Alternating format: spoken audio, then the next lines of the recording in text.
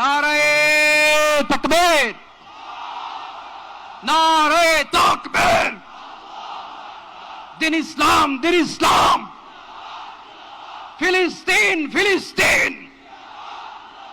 আল কুদুস, আল কুদুস। ফিলিস্তিন, ফিলিস্তিন। আল কুদুস, আল কুদুস। আমার ভাই শহীদ কেন?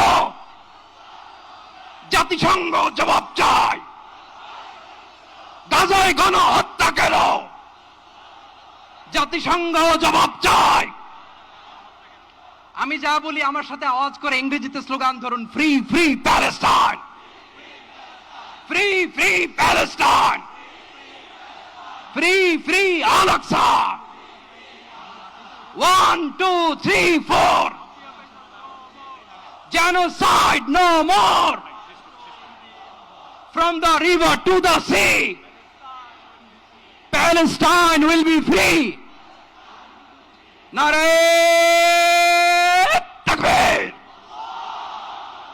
Wa ma alayna illa al-balagh. Assalamu alaykum wa rahmatullahi wa barakatuh.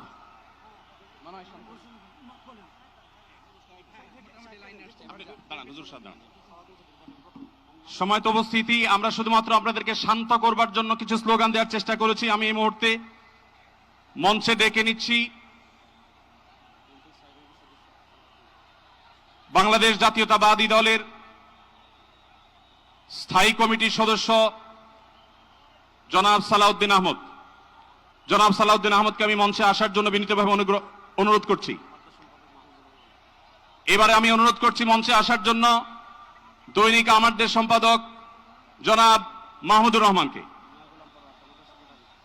এবার আমি অনুরোধ করছি মঞ্চে আসার জন্য বাংলাদেশ জামাত ইসলামীর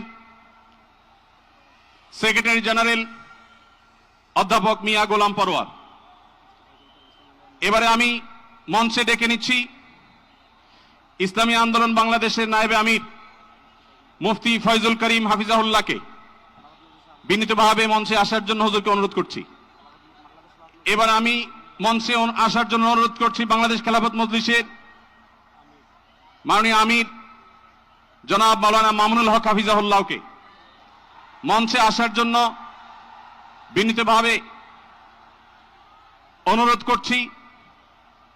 জনাব মাহমুদুল হাসান সোহাগকে মঞ্চে আসার জন্য বিনীতভাবে অনুরোধ করছি। জনাব লতিফুল ইসলাম শিবলিকে মঞ্চে আসার জন্য বিনীতভাবে অনুরোধ করছি। প্রফেসর মুখতার আহমদকে মঞ্চে আসার জন্য অনুরোধ করছি। হযরত মাওলানা মুফতি সাখাওয়াত হোসেনকে মঞ্চে আসার জন্য বিনীতভাবে অনুরোধ করছি। হেফাজত ইসলাম বাংলাদেশের মহাসচিব হযরত মাওলানা সাজিদুল ইসলাম সাহেব হাফিজাউল্লাহকে মঞ্চে আসার জন্য অনুরোধ করছি। এনসিপির অন্যতম নেতা জনাব হাসনাত আব্দুল্লাহকে মঞ্চে আসার জন্য অনুরোধ করছি। জনাব নুরুল হক নূর ভাইকে, গণ অধিকার পরিষদের নুরুল হক নূর ভাইকে। এরপরে আমি বাংলাদেশ জাতীয়তাবাদী দলের অন্যতম নেতা শহীদুদ্দিন চৌধুরী অ্যানিকে মঞ্চে আসার জন্য বিনীতভাবে আহ্বান করছি।